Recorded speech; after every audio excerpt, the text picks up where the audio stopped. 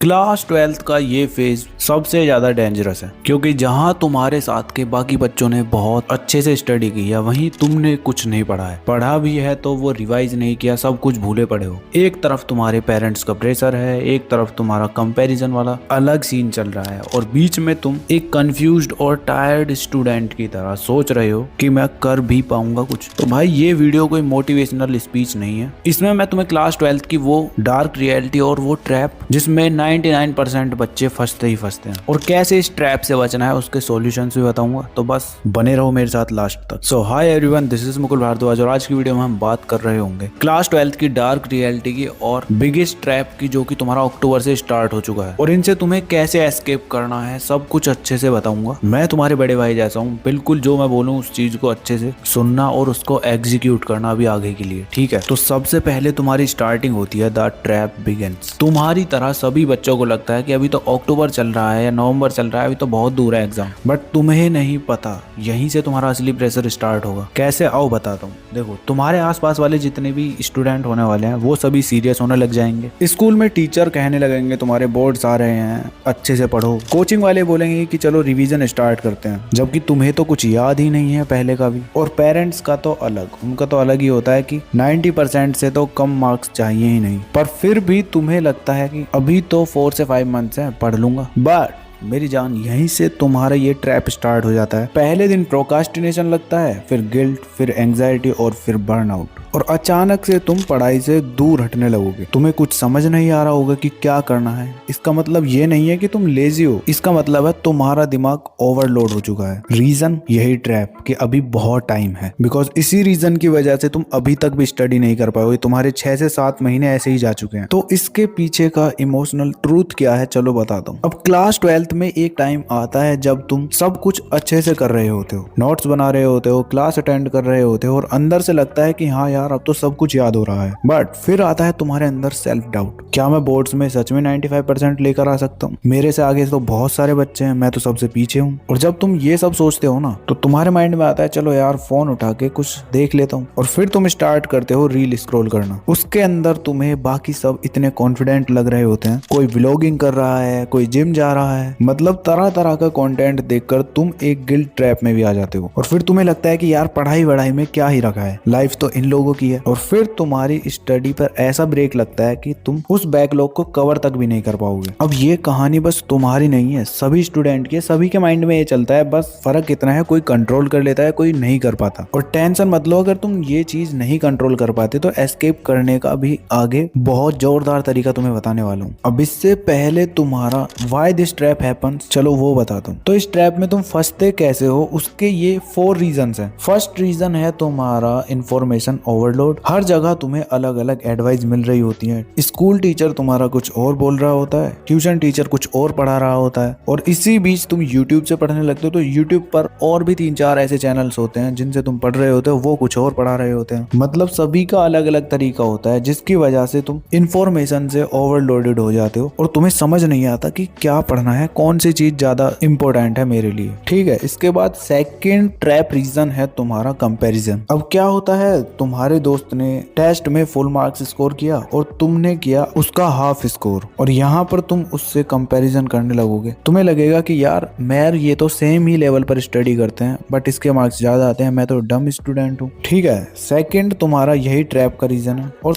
Third reason है तुम्हारा instant gratification. अब होता क्या है कि जब तुम स्टडी करते हो तो उससे तुम्हें रिवॉर्ड लेट मिलता है। मतलब अगर तुमने एक हफ्ते की अच्छे से स्टडी की तो टेस्ट में तुम्हें उसका रिजल्ट दिख जाएगा एक हफ्ते बाद ही, बट तुम्हें ये भी लेट ही लगता होगा, बिकॉज तुम्हारे हाथ में जो ये फोन है ना, इससे तुम्हें तुरंत डोपामिन मिलता है, जिससे तुम्हारे माइंड को एक रिवॉर्ड जैसा फील होता है। इसीलिए तुम इसकी तरफ ज्यादा अट्रैक्ट रहते हो। यूट्यूब पर शॉर्ट्स स्क्रॉल करते हो, इंस्टाग्राम पर रील स्क्रॉलिंग करते हो, इनसे तुम्हें इंस्टेंट ग्रेटिफिकेशन मिलता है, ठीक है। अब फोर्थ रीजन है तुम्हारा नो स्ट्रक्चर। अब मोस्ट स्टूडेंट्स पढ़ते हैं पर विदाउट सिस्टम, मतलब रैंडम चैप्टर्स उठाएंगे, रैंडम आवर्स की स्टडी करेंगे बिना किसी टारगेट के। अब इसमें कोई प्रॉब्लम नहीं है, तुम कुछ तो पढ़ ही रहे हो इससे, बट प्रॉब्लम ये है कि तुम्हारा कोई स्ट्रक्चर ही नहीं है, किस टाइम तुम्हें कौन सा सब्जेक्ट पढ़ना है, क्या टाइम होता है सही सब्जेक्ट पढ़ने का। तो उसके लिए सिंपली तुम कोई टाइम टेबल, टारगेट्स वगैरह तैयार करो, स्केड्यूल बनाओ अपना। बाकी और क्या क्या सॉल्यूशन है अभी आगे बताऊंगा। तो ये 4 रीजंस हैं जिनकी वजह से तुम इस ट्रैप में फंस रहे हो। अब तुम्हें एक रिलेटेबल स्टोरी सुनाता हूँ। चलो, एक लड़का था आरव नाम का, क्लास 12th में वो एवरेज स्टूडेंट था। अक्टूबर के बाद उसने डिसाइड किया कि मैं फुल फोकस करूंगा, तो वो बैठ गया आपने। उसने फर्स्ट 10 डेज तो बहुत ही अच्छे से स्टडी की, पर जैसे ही उसने अपना फर्स्ट मॉक टेस्ट दिया ना, तो उसके मार्क्स आते हैं 32 आउट ऑफ 70। और उसी दिन शाम को घर आके उसने अपने पूरे स्टडी टाइम टेबल वगैरह को फाड़ के फेंक दिया और अपने आप को बोला कि तू कुछ नहीं है, ना तो तू टॉपर बन सकता है, ना अपनी लाइफ में कुछ कर सकता है। अब इसी टेंशन को लेकर वो इस गिल्ट में जीने लगा कि यार इतना कुछ पढ़ने के बाद भी मेरे मार्क्स नहीं आ रहे। और देखते ही देखते अपने गिल्ट को और खालीपन को वो क्या करता है, फोन उठा के उसमें अपना टाइम वेस्ट करने लग जाता है। ऐसे ही धीरे धीरे टाइम बीतता जाता है। 10 to 15 डेज उसके ऐसे ही निकल जाते हैं फोन चलाते हुए, प्रोकास्टिनेट करते हुए। तो यूट्यूब पर उसे कोई ऐसी ही वीडियो जिस टाइप की अब तुम देख रहे हो उसने देख ली और पूरे उसने उसमें सॉल्यूशन देखे, उनको एकदम अच्छे से उसने नोट किया और फॉलो करने लगा। इस बार उसको पता था अगर मार्क्स कम आएंगे तब भी वो पढ़ना नहीं छोड़ेगा, तो वो लग गया। देखते ही देखते नवंबर भी चला गया, दिसंबर भी, और फिर जनवरी में उसके प्री बोर्ड स्टार्ट होते हैं और फेब में बोर्ड्स के बाद जब उसका रिजल्ट आता है ना, तो वो अपनी क्लास में 3rd पोजीशन पर आता है। उसके बोर्ड एग्जाम में आते हैं 89%। तो इसी तरह से तुम भी बहुत कुछ कर सकते हो, तुम्हारे पास भी टाइम है। तो सिंपली अब इस वीडियो का सबसे इम्पोर्टेंट पार्ट जो है वो बताता हूँ, चलो, जो कि है तुम्हारा एस्केप प्लान बिगिंस। तो इस ट्रैप को तोड़ने के लिए तुम्हें सिंपली बस इन 5 स्टेप्स को फॉलो करना है, जिसमें तुम्हारा स्टेप 1 है द 2+1 फॉर्मूला। अब ये क्या है आओ अच्छे से बताता हूँ। तो इसके अंदर तुम्हें अपने 2 मेजर सब्जेक्ट्स और एक लाइट सब्जेक्ट तुम्हें पूरे दिन में पढ़ना है। जैसे एग्जाम्पल के तौर पर तुम डे 1 पर physics and chemistry, in 2 subject को पढ़ रहे होगे, ये तुम्हारे 2 मेजर सब्जेक्ट हैं।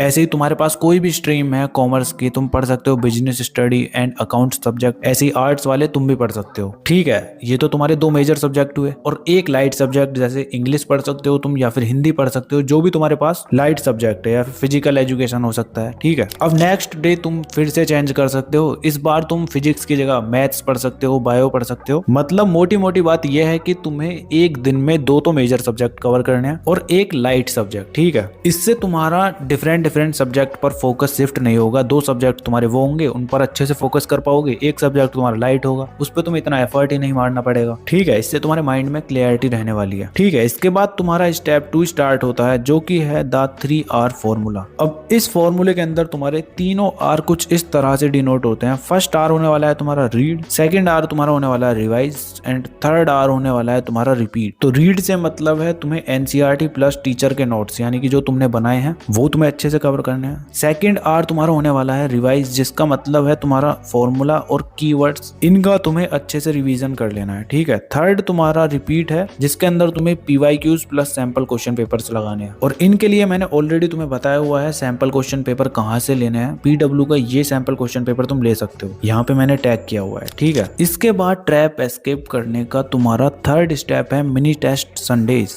हर संडे तुम्हें एक टेस्ट देना है, जो कि तुम्हारा 2 आवर्स का होगा। इसके अंदर तुम्हारा रियल बोर्ड एग्जाम वाला पैटर्न होना चाहिए, जो कि तुम्हें सैंपल क्वेश्चन पेपर्स के अंदर मिलेगा। और मैंने तुम्हें ऑलरेडी बता ही दिया है कौन सा सैंपल क्वेश्चन पेपर लेना है, ठीक है। अब जैसे ही तुम उस टेस्ट को दे देते हो, तो उसके बाद तुम उसको एनालाइज करोगे। उसके अंदर देखोगे तुमने कहाँ पे गलतियां की हैं, कहाँ पर तुम स्पेलिंग मिस्टेक्स कर रहे हो, कौन सा टॉपिक तुम्हारा वीक है, सब कुछ अच्छे से तुम देख रहे होगे, एनालाइज करोगे, ठीक है। इससे तुम्हारी जो भी मिस्टेक्स होने वाली होंगे ना, पहले ही हो जाएंगे, बोर्ड एग्जाम में नहीं होने वाली, ठीक है। इतना करोगे तुम्हारे लिए काफी है। अब इसके बाद तुम्हारा लास्ट स्टेप बचता है इस ट्रैप को एस्केप करने का, मर्ज बोर्ड्स प्लस एंट्रेंस एग्जाम। अब तुम्हारा बोर्ड एग्जाम, CUET, JEE और नीट अलग नहीं है, इनके सभी के कॉन्सेप्ट सेम है। डिफरेंस बस तुम्हारा क्वेश्चंस का है, अलग अलग टाइप के तुम्हारे क्वेश्चंस होने वाले हैं इनमें। तो जो सिलेबस तुम बोर्ड्स के लिए पढ़ोगे वो तुम एंट्रेंस एग्जाम के लिए भी पढ़ सकते हो। इससे तुम्हारी फाउंडेशन और तगड़ी हो जाएगी और आगे के लिए तुम्हें और ज्यादा फायदा ही होगा, ठीक है। और मेन गोल तुम्हारा बोर्ड्स होना चाहिए, उसके बाद तुम्हारा एंट्रेंस एग्जाम का गोल होना चाहिए, ठीक। इसके बाद तुम्हारा 5th स्टेप आता है द रिवीजन पिरामिड। अब रिवीजन क्यों इंपॉर्टेंट है, मैंने ऑलरेडी तुम्हें बहुत बार बता दिया है। इसके लिए तुम रिवीजन कैसे करोगे, फर्स्ट तुम्हारा तुम कॉन्सेप्ट का रिवीजन करोगे once a month, ठीक है। और फॉर्मूला सीट जो तुम्हारी रिव्यू उनका करना है, उनका रिवीजन तुम हर 3 दिन पर करते रहो। और साथ में जो प्रैक्टिस है ना, तुम्हारी डेली प्रैक्टिस होनी चाहिए कम से कम 1 घंटे की या 30 मिनट की। इससे तुम्हारी मेमोरी रिफ्रेश होती रहेगी और तुम्हें रिवीजन करने में कोई प्रॉब्लम भी नहीं होगी, ठीक है। तो ये 5 स्टेप्स थे तुम्हें इस ट्रैप को एस्केप करने के। इसमें तुम्हें कोई ज्यादा कुछ एफर्ट मारने की जरूरत नहीं है कि तुम ये मोटिवेशन लो वो लो। इसमें बस सिंपली मैंने तुम्हें वो चीजें बताई है जो तुम्हें करनी है ना। इन्हें करते रहोगे तो तुम्हें ना तो कोई ट्रैप में फंसाने वाला है ना कुछ होगा, ठीक है। तो क्लास 12 तुम्हारी इजीली हो जाएगी ऐसे। बाकी वीडियो कैसी लगी और वीडियो पर अभी तक बने हो तो कमेंट करके बता दो, और बाकी नेक्स्ट वीडियो किस टॉपिक पर चाहिए ये भी बता सकते हो। तुम्हें अपने स्क्रीन पर ये वीडियो शो हो रही होंगी, टाइम है तो देख लेना,